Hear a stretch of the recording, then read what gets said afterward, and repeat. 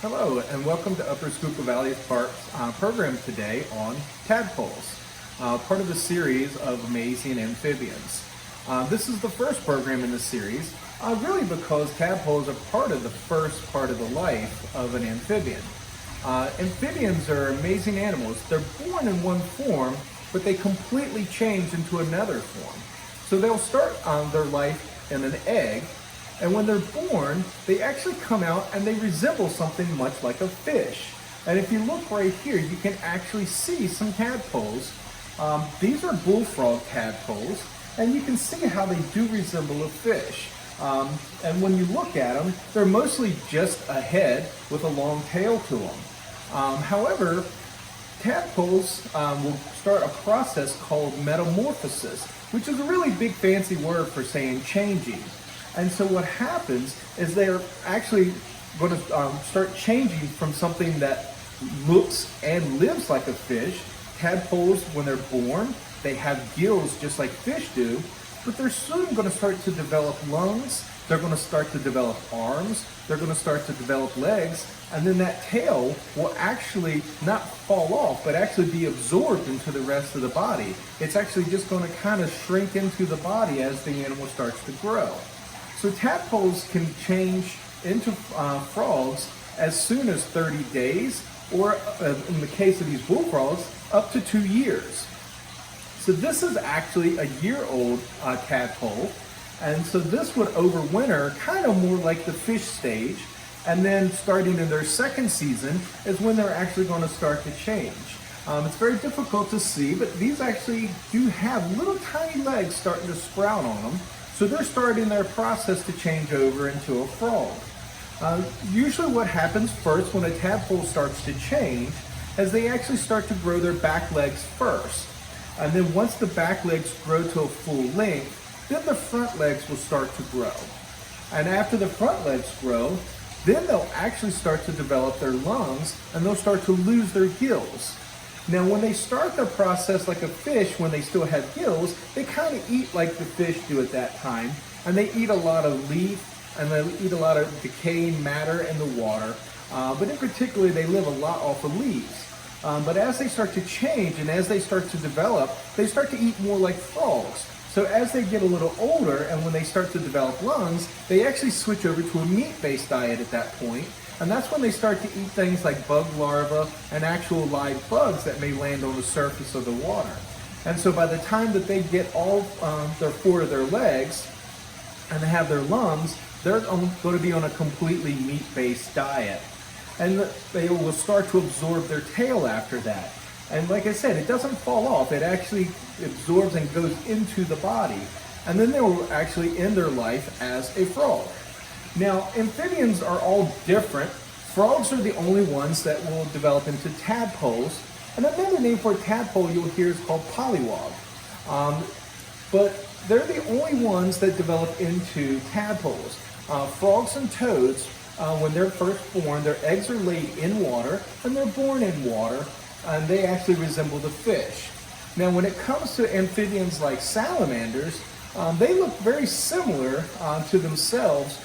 They actually don't resemble fish as much. So this is really more of a process that you're only going to see in frogs and tadpoles. Even though the other amphibians still go through the metamorphosis process in which they develop lungs, this is the only one that really resembles fish through their life cycle. Now, tadpoles can vary in numbers depending on the species of frog. So some frogs may only lay eggs of maybe 30 up to like 3,000, depending on what the frog species is. So you can have lots of little tadpoles. And frogs and toads do vary in their environment, so what they lay their eggs in will vary a lot. So it depends on the species of frog. Some frogs will actually lay their eggs in water that's in mud puddles and is not really a standing source of water that lasts for any real length of time. In fact, there's frogs in the desert that only wait for the rain season, and they'll lay their eggs in a mud puddle and wait for it to, their eggs to develop. Versus other frogs live solely around water sources like lakes and rivers and ponds, and so their eggs can be laid at any point, and they actually usually take longer to develop. versus your animals that are in much drier areas tend to develop faster, and that's just because their moisture is disappearing. One thing about amphibians is their skin is very different than reptile skin. They're often mistaken for reptiles, but they're definitely not reptiles. Reptiles have very dry, hard, scaly skin, versus amphibians tend to have very soft and very moist skin. And they do need a lot of moisture in their either in their diet or in their environment around them. And they need to absorb moisture in order to keep their skin so soft. And also, they can actually develop a process in which they can actually pull oxygen out of the air through their skin.